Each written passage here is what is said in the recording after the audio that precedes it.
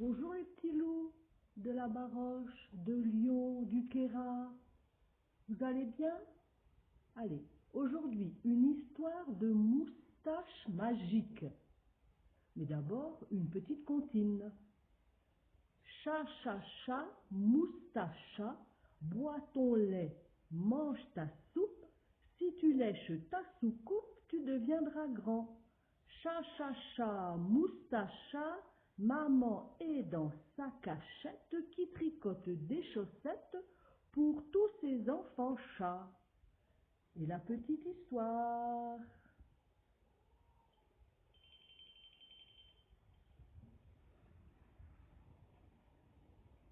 La moustache de Monette.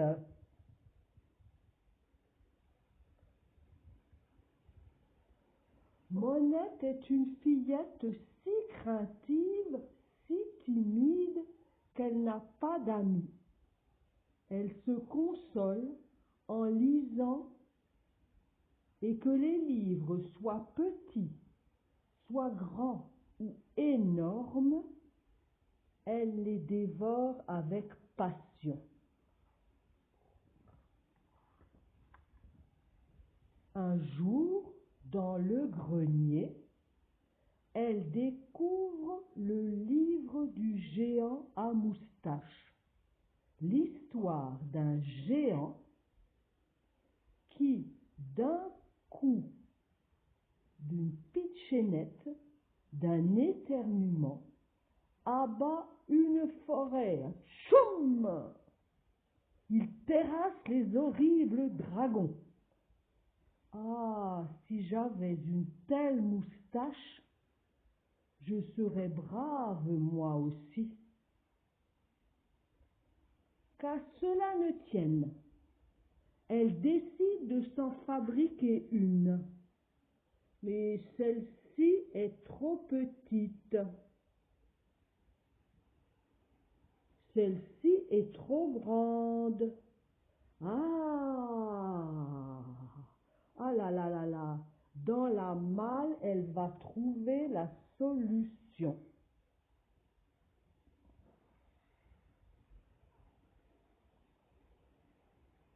Oh là là, la drôle de moustache qu'elle a trouvée avec des lunettes et un nez.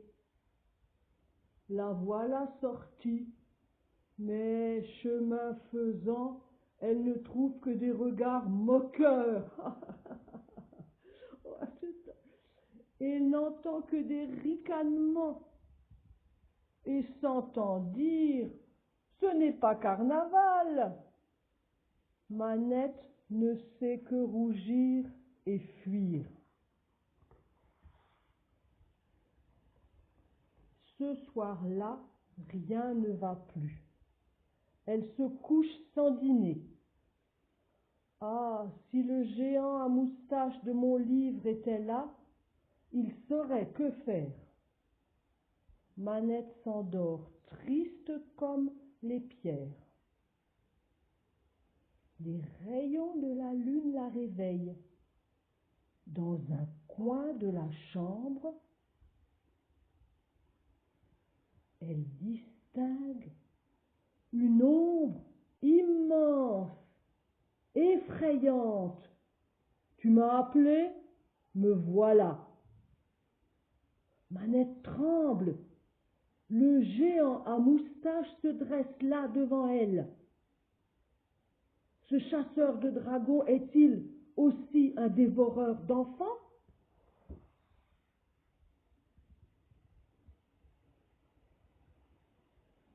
Mais le géant ne bouge pas, et Manette a le cœur si lourd qu'elle finit par tout lui raconter, ses malheurs et sa journée. Ah, si j'avais une moustache comme la tienne! Le géant est un héros costaud. Il n'a peur de rien et il est généreux. Pour toi, et rien qu'une fois, je te prête ma moustache. Prends-en bien soin. Il faudra me la rendre demain soir. Un nuage cache la lune et le géant disparaît. À son réveil, Monette pense avoir rêvé, mais quelque chose lui gratte le nez. C'est la moustache du géant. Plus impatiente qu'hésitante, elle file à l'école, vérifier les pouvoirs de cette moustache.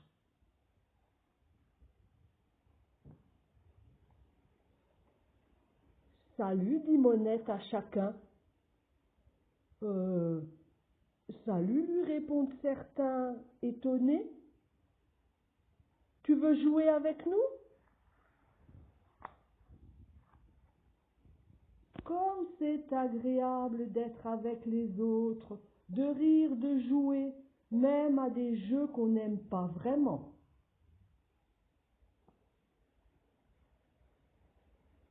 Tu as mangé du lion aujourd'hui? Demande la maîtresse.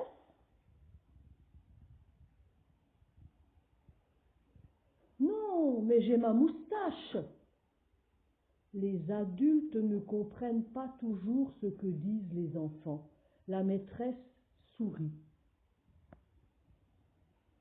De quelle moustache parles-tu? Lui demande maman en rentrant. Monette ne répond pas, mais pense que sa maman devrait mettre des lunettes.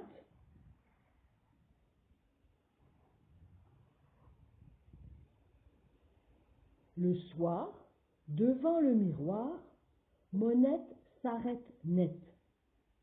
Cette moustache qui lui chatouille le nez, elle ne la voit pas sur son reflet. Décidément, cette moustache est magique. Et elle part d'un grand éclat de rire. Si fort, un rire si fort qu'elle ne se connaissait pas, un rire de géante.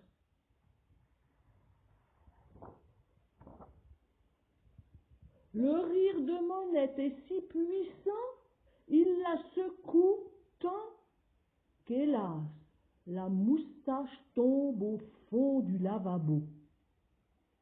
Monette tente de la récupérer, mais c'est peine perdue. Toute tremblante, elle va se coucher et attend le géant. Elle lui raconte l'incident. Le géant devient rouge rubis. Que va-t-il se passer?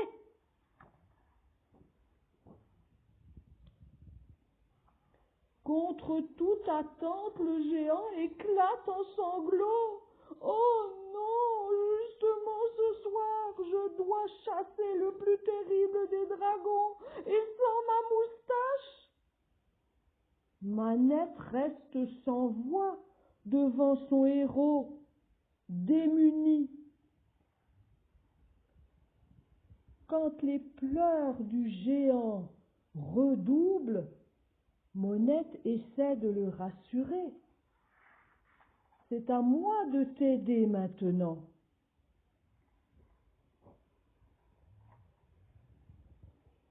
Il marche longtemps dans les pages du livre, jusqu'au bout de l'histoire du géant, là où elle n'est plus écrite.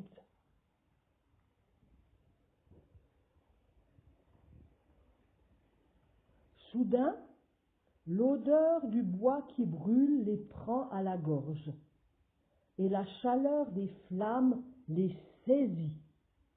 Le dragon n'est pas loin. Le voilà, tout feu, tout flamme. Le géant pleure de plus belle. Alors, Monette sent monter en elle une colère qu'elle ne se connaissait pas, une colère de géante.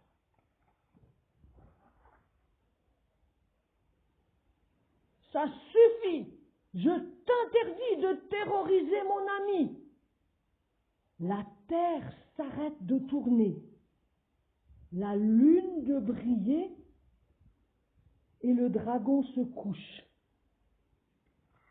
Quelle surprise pour Monette! Les écailles du dragon sont toutes douces. Quelle surprise pour le dragon de sentir la délicatesse d'une caresse. On n'est pas obligé de jouer les costauds, dit Monette. Le géant se rapproche du dragon. Il s'assoit alors, mais pas trop près. Le dragon ne bouge pas, enfin presque pas. La lune se remet à briller. La terre a tourné.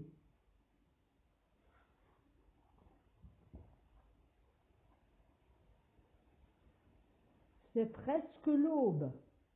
Monette doit rentrer. À regret. À bientôt les amis.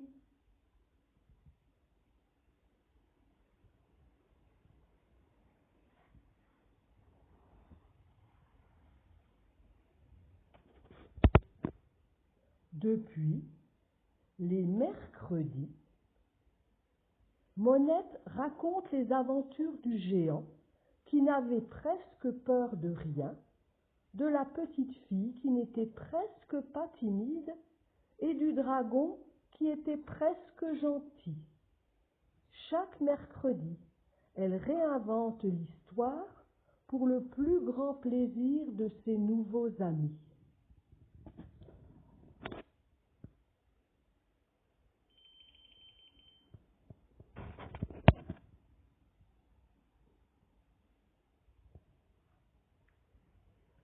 Coucou, ça vous a plu? À bientôt, soyez bien sages et restez chez vous.